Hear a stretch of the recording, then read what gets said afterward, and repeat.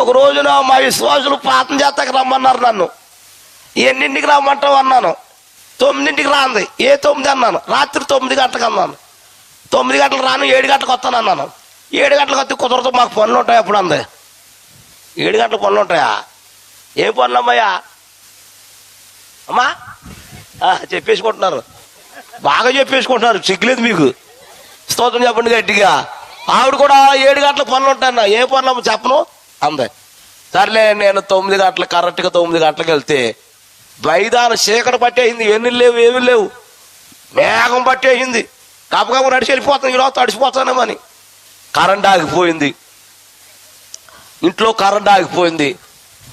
ఆ అరుగు మీద కూర్చున్నాను, ప్రార్థన చేసుకుంటుంది. దేవుడు రమ్మన్న ఆవిడ. అందరూ మంచం ఎక్కేసారు. ఎక్కేసి ప్రభువా జోసెఫ్ గారు రమ్మన్నాను కానీ కరెంట్ కాదు, నువ్వు కంగారు నీకు. స్తోత్రం చెప్పండి గట్టిగా. జోసెఫ్ గారు రమ్మన్నాను కానీ రాలేదు. కాబట్టి మేము పడుకుంటున్నాం కాబట్టి మా మంచం చుట్టూ, నా ఆయన చుట్టూ, మా బిడ్డల చుట్టూ, నా చుట్టూ, మా చుట్టూ నాయనా వేసేయి అంటుంది. ఇంక నేను ఎందుకు అక్కడ పాతం చేస్తా, అయిపోయింది. ఇంకా వెళ్ళిపోదాం అంటే వర్షం వచ్చేస్తుంది. వర్షం వచ్చేస్తుంటే పడుకున్నారు కదా. ఇలాగా వాళ్ళ ఇంట్లో మిద్దులు ఉన్నారు, 2 మిద్దులు, ఇటో మిద్దు ఉంది. ఆ చీకట్లో పిల్లి దాని మీద దూకుతూ మారేసి ఇలా పడుకున్నారేం వేళ దాడు దూకేసింది. అప్పటికి ఆడి మీద దూకేసింది. ఆడికి ఆడు అనుకున్నాడు బాబు దయపడిపోయిందని.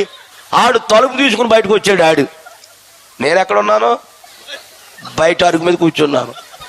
ఆడు నాకు కనపడుతున్నాడు కానీ నేను ఆడు కనపడతలేదు. ఆడు అటు తిరిగాడు, ఇటు తిరిగాడు, నాకేసి తిరిగాడు. మళ్ళీ నేనేమనంటే దడిచిపోయి ఇంకా పాడైపోతాడని నేను పళ్ళు ఒళ్ళు ఊపిరి మొత్తం బెగబట్టేసాను. ఆడు నా వైపు తిరిగి చూస్తున్నాడు. ఆడు అనుకుంటున్నాడు ఇక్కడ ఏదో మెదులుతుంది బాబాయ్ అని. ఆ పరిగెత్తుకు వెళ్ళిపోయి ఆడు మీద పడిపోయాడు. ఆవిడంటూ దెయ్యం పడిపోయి బాబాయ్ లేదు దెయ్యం కాదు లేదా అనే ఓ సచ్చిలో నా మీద పడిపోయాడు. అది కాదే బాబు బయట ఏదో మిదులుతుంది అన్నాడు. స్తోత్రం చెప్పండి గట్టిగా. ఆవిడ ఏమందంటే మా చుట్టూ అమ్మా వెళ్ళిపోతున్నాడు, టైం అయిపోయిందా? వీళ్ళ స్తోత్రం చెప్పండి గట్టిగా. ఏమైపోయిందా అని చెప్పరా?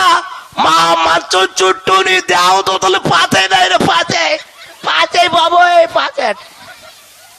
ఎట్లు పాతాయాలట? దేవదూతలే పాతాయాలట. స్తోత్రం చెప్పండి గట్టిగా. హల్లెలూయా. ప్రియులారా ఆడు పడిపోయాడు చాలా.